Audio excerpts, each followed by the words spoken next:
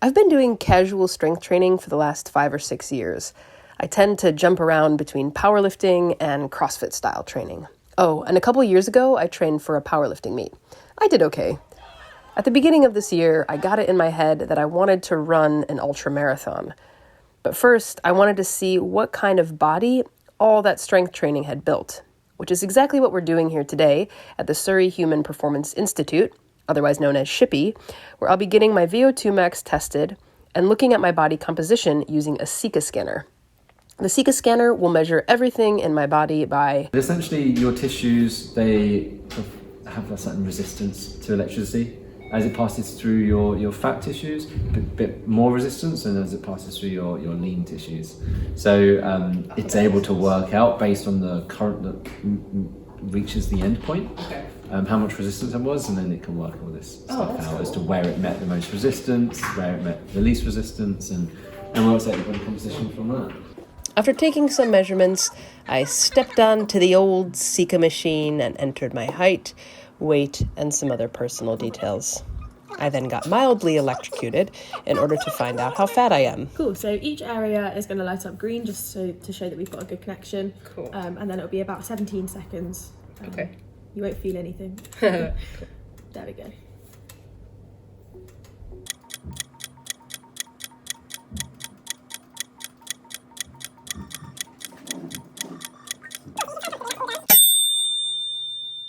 The moment of truth came. Based on that normative data. Great. So, I mean, if you I'm also overweight, good.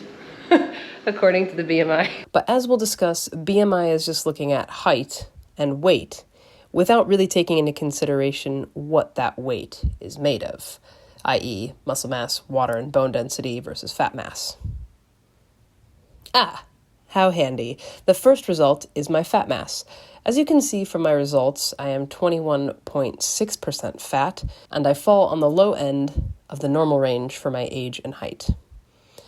That's good. Fat-free mass is everything else that's not fat. Water, all my connective tissue, muscles, and my bones. That fat-free mass is 78.4%. 78.4 plus 21.6 equals 100. And here, I'm also on the low end of normal. My mom will be very proud. So this next result is really interesting. We've got the visceral adipose tissue, which looks very low. That might be a good thing, or that is a good thing in theory, because visceral body fat is also known as hidden fat, and it's stored deep inside the body, wrapped around the organs. If you have high visceral adipose tissue, it can put you at risk for a whole bunch of health problems. However, this number is very, very low, and it's so low that it might be good to get another test or two to see if that's accurate. If for whatever reason this is accurate or even possible to get a number that low, it could be problematic since visceral fat, though high amounts are not very good.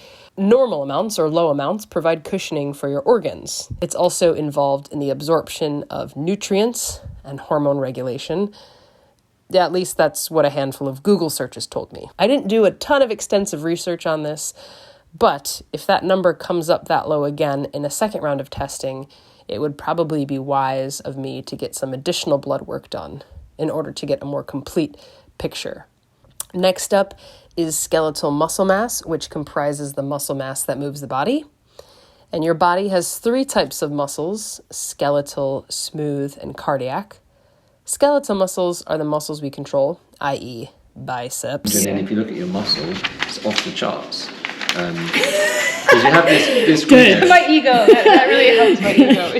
Like on all of these outcomes, the green area is the normative range. Yeah. So, and that is for your height. So you can see that the upper range there was 24.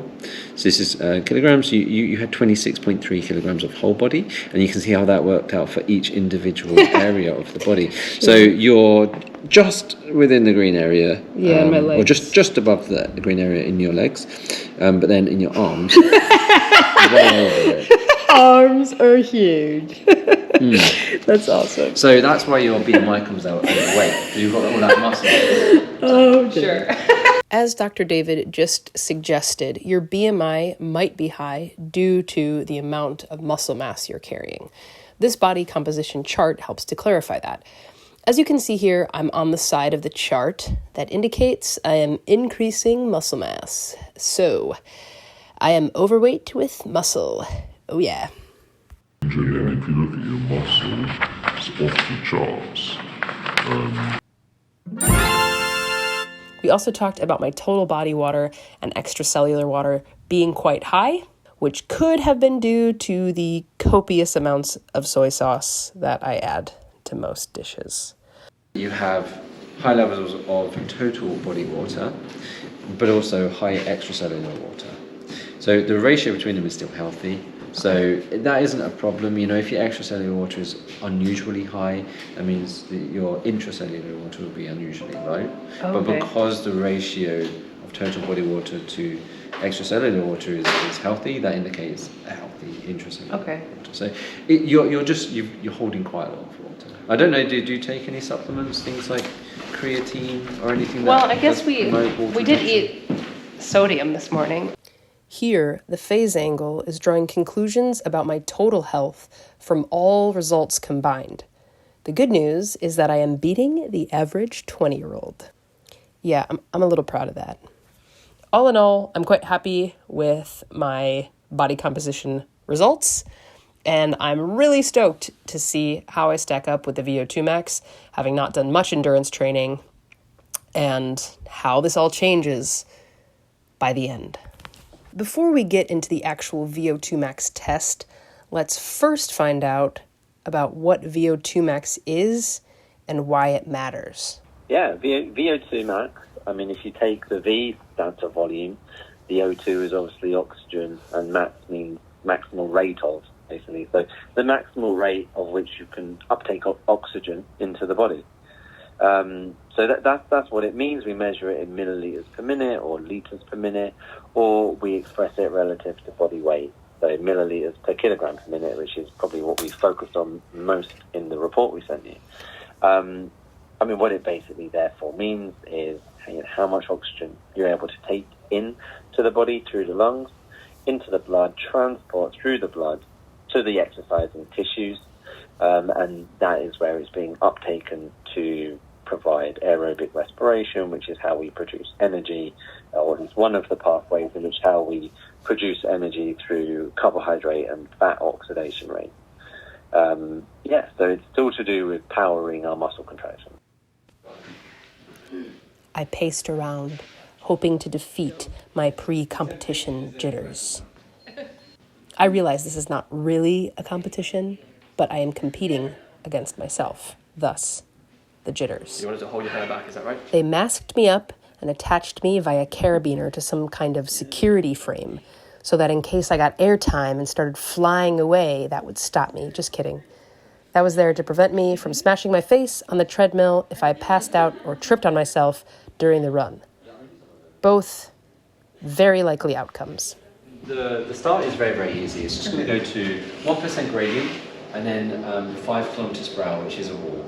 Yeah.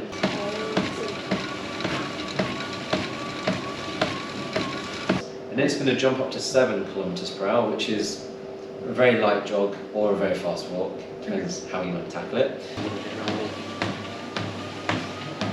Here she goes. You're up to 7 kilometers per hour. And then after that, 1 kilometer per hour every minute. It's going to incrementally get harder and harder. And just keep going until you can't go any longer. Cue epic soundtrack. 3, 2, 1. Up again to 9 kilometers per hour.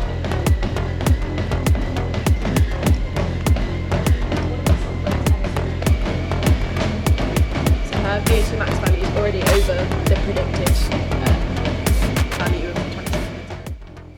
This value she's referring to is my predicted V02 max based on my age, height, and sex. So it's not really taking into account any of my training. By this point in the test, I've already surpassed it.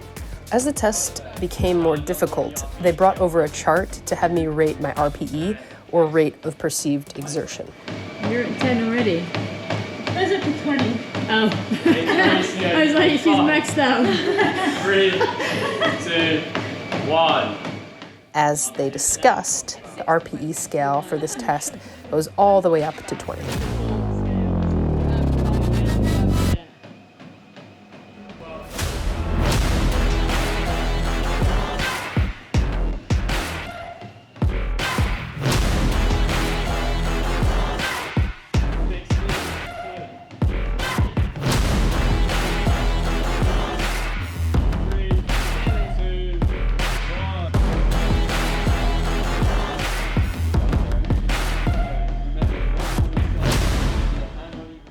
At this point, I started to feel my lungs burning and my legs going floppy.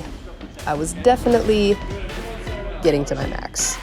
Dr. David came over and instructed me on what to do when I wanted to get off, and then I wanted to get off. Decide if you can maintain it or not. Excellent, well done, well done. Woo! There you go. Down on come around front and shoulder. Yeah. Put it under the treadmill. Treadmill's still moving quite quickly. Stay there and slow down. Woo! Get the mask off of you as well. Great after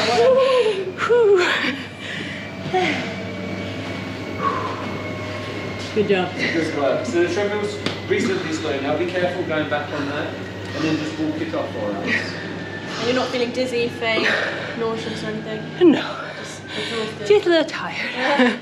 Data that you push yourself to your maximum. So one of the main aims of this test was to see a plateau in your oxygen uptake. Yeah, are you feeling okay?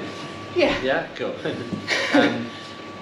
But as your oxygen uptake was rising with every stage, toward the end of that test it actually plateaued off and there was no further rise, which is what we're trying to get to. So you gave it your all, which I can see. Let's just do a slow motion replay of that because that was beautiful.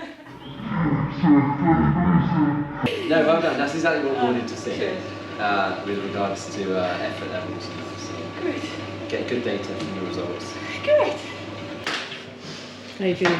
Yeah, it wasn't terrible, but like towards the end it does feel terrible. Because your legs kind of just go jelly. Yeah. So we end up looking at these panels. They're called the Wasserman 9 panel plots. You know, the first one here, this is looking at your minute ventilation. So how much air were you using, you know, when you just stood on the treadmill? 14 litres per minute. You can see this dotted line up here. That is your predicted MVV, stands for maximal voluntary ventilation rate. So how much air do we think you can breathe at maximal exercise based on your height, your age, your sex, that kind of stuff. And you can see you got very, very close to it. You know, you were using over 100 litres per minute. So from 14 at rest all the way up to over 100. And you can see as a percentage, these green dots are a breathing reserve. So early on in a test, you had 87% of your lung space left, essentially, to utilise. Down towards the end of the test, you only had 5%. So we know that you didn't have much left at all. You know, you also mentioned a pump, so asthma. Yeah. So what's likely there is that if you suffer from asthma, your true MVV would be a little lower. So we can estimate you probably exhausted your lungs completely, and that's why you were so out of breath at the end. So that's good. And then we can look at this graph quickly, which has a look at the VO2, or the blue line here, and the VCO2, the red line. And you can see basically was rising throughout the test, but towards the very end of that test it kind of plateaus off. Another interesting thing is that your predicted VO2 is this dotted blue line, and you can see that you did clear that by quite some way. That's great. So as a marker of cardiorespiratory fitness, your VO2 was very high. On this screen we can see what it did predict for you, which was 29.7. So that's just using your age, your height, your sex, and not taking into account the training that you do or anything specific to you at all. Just for all of those characteristics. You actually scored 39. Here we're looking at my breaths per minute over the course of the test. So toward the end of the test, it looked like I had some notable breathing inefficiencies, which was most likely due to my asthma. What we want to see is like a hyperbolic curve. So it kind of rises and then curves off and then plateaus off, which yours kind of does, which is good. But one thing we can see is this green shaded area all the way up to the MVV. If you're outside of the green shaded area, it means you're breathing or if you're down in this area, it means you're breathing over 50 breaths per minute. In this area, less than 20 breaths per minute. So that is 20 to 50 breaths per minute in this green area. I see. So what it's basically saying is if you're restrictive breathing, if you're not breathing deep enough and you're hyperventilating because you're taking too many breaths. So only at the very end of exercise will you like that. Being aware of this is really useful, and it helps me to feel like, oh, this is science. It's not just all in my head that I feel like I'm having a hard time breathing. But that potentially is one limiting aspect to your running, where at those higher levels you're breathing a little bit too much. You're taking too many breaths per minute, potentially due to an inability to get enough in with your tidal volume. So yeah, it does seem like maybe the lungs are the one area to try and improve. But again, can that be improved by exercise? Things like HIIT training might be a good idea, because what's happening there is that you work really hard, so your lungs have to expand and take in a lot of air, and then you have a relax for like a minute or 2 or 3 minutes, and then you work really hard again. And it's that training the lungs in that way that maybe could improve the tidal volume that you can achieve in a test over time. When it comes to my long-term health, like Dr. David suggested, it'll probably be good for me to incorporate some regular HIIT training in my workout schedules to help my lungs. Okay, so I received my V02 Max results from Surrey Human Performance Institute, otherwise known as SHPI, and we're going to pull them up and take a look at them. As per usual, when I'm getting any kind of test results, I'm really looking for the most actionable piece of information. Might be a little bit of a different case if I was working with a trainer or someone who was a bit more scientifically minded than I am, and who could suggest ways that I'm applying all of the information that they sent me. But because I'm not, because it's just me, I'm just looking at my training zones, and I'm looking at the actual V02 Max number, which I'm going to use as a benchmark for how much more fit I'm getting. There's a couple other numbers there that might be interesting later on, like how I'm using fat and carbs, my anaerobic threshold, my lactate threshold, words like this. Please don't quote me in any kind of scientific journals. My knowledge is somewhat limited, but here we go. I can, however, look at the most obvious pieces of information and apply it to my training. So looking first at training zones, the numbers that I'm using mostly are the zone 2 and 3 numbers and the zone 5 and 6 numbers. So I'm using zone 2 and 3 to have a gauge for where my heart rate should be on those long, easy runs, the runs that are in the double digits. And it's most useful to look at when there's a change in my heart rate in consideration with the distance. So if I'm keeping a really good pace, for example, for like a 10 or 12 mile run, and I look down at my heart rate and I'm like, whoa, my heart rate is pretty low. That's a good sign that I'm well recovered, that I've been sleeping well, that I've been eating well, that I'm ready to do this run. On the other hand, if my numbers are going through the roof, my heart rate is really high on a run that should be quite easy, that's a good sign. That's an additional piece of information I can use to say, maybe I should back off a little bit. Maybe I need to take a chill pill, but not a real chill pill because drugs are bad. And then on the other side of the spectrum, we also have zone 5 and 6.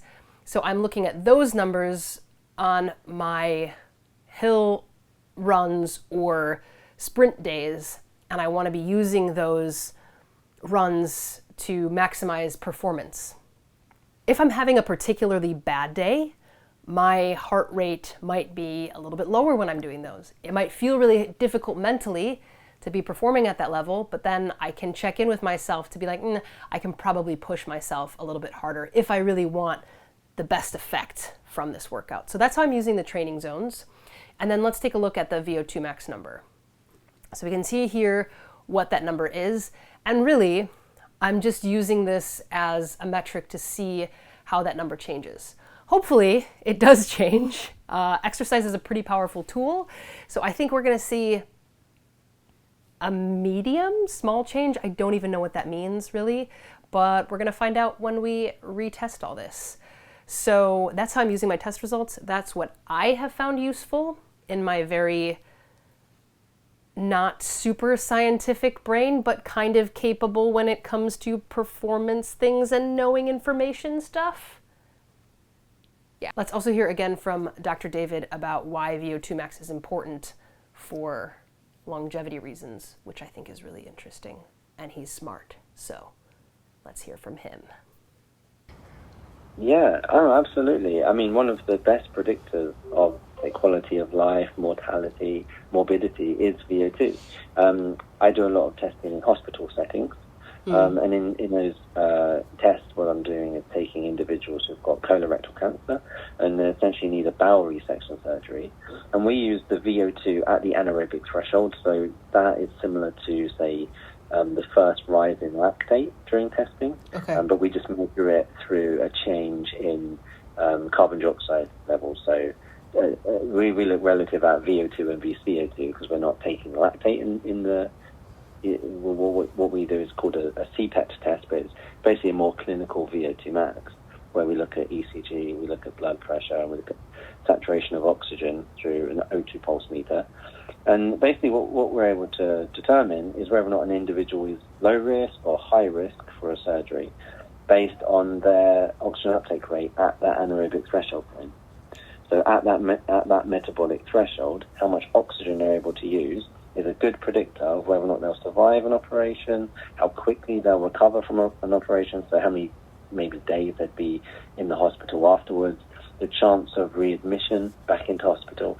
And you can apply these kind of statistics to, overall life expectancy as well, and morbidity, mortality rates.